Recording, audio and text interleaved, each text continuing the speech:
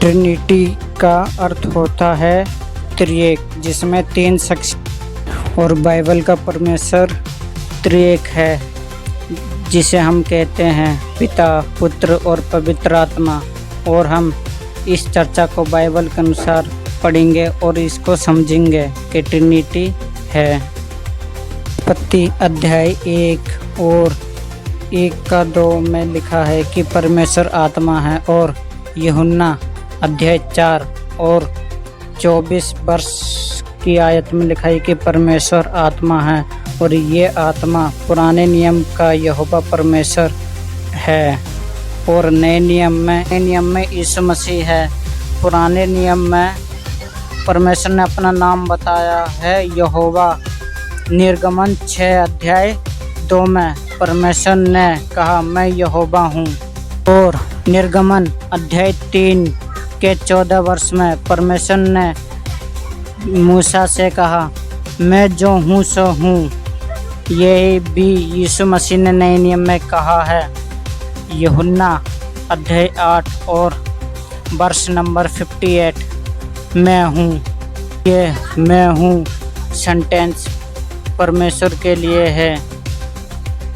Trinity को एक और माध्यम, आदि में वचन था और वचन परमेश्वर के साथ था और वचन परमेश्वर था।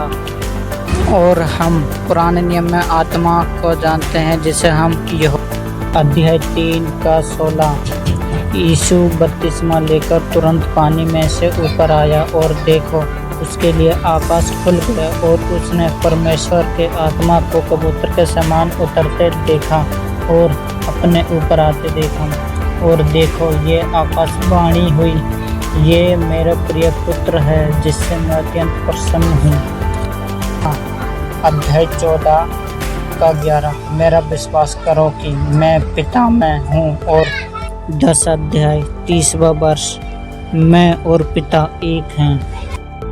यूहन्ना अध्याय 14:25 और 26, ये बातें मैंने तुम्हारे साथ रहते हुए तुमसे कहीं, परंतु सहायक अर्थात पवित्र आत्मा जिसे पिता मेरे नाम से भेजेगा, वे तुम्हें सब बातें सिखाएगा और जो कुछ मैंने तुमसे कहा वह सब तुम्हें स्मरण कराएगा।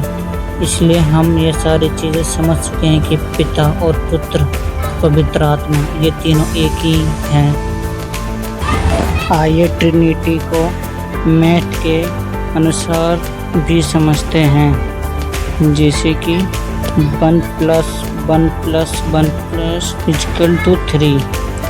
3 को अगर डिवाइड करेंगे 3 से तो एक आंसर आएगा, और 1 × 1 × 1 = तो 1 ही आएगा।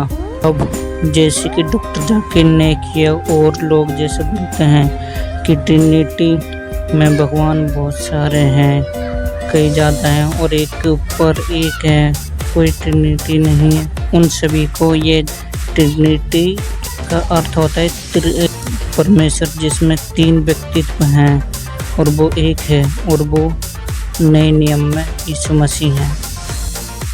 ट्रिनिटी या त्रिएक परमेश्वर का पानी जिससे बनता है वो है H2O, और इनमें शामिल हैं सॉलिड, लिक्विड और गैस। इन सभी चीज़ों से पानी बनता। मैं और भी उदाहरण आपके सामने रख रहा हूँ, वो आप सभी, अगर किसी भाई को इसमें भी परेशानी है तो कमेंट्स में अपना सवाल दे सकता है और मैं उनके जवाब भी दे सकता हूँ। अभी भी अगर किसी को कुछ समझ में नहीं आया हो तो सभी को धन्यवाद ये वीडियो देखने के लिए, और परमेश्वर आपको आशीष करे।